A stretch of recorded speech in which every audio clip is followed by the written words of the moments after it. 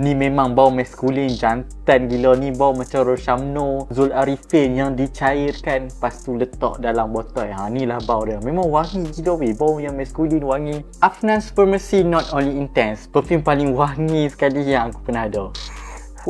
Dia punya ni wanginya.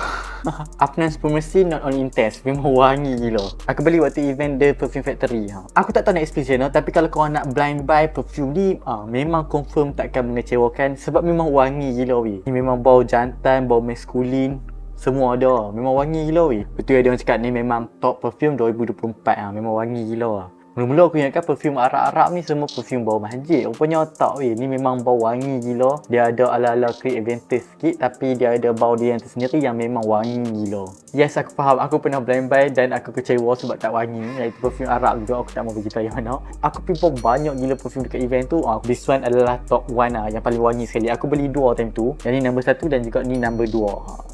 Dia punya botol pun memang premium gila. So kalau kau minat dengan perfume ni, kau boleh tekan dekat beg kuning.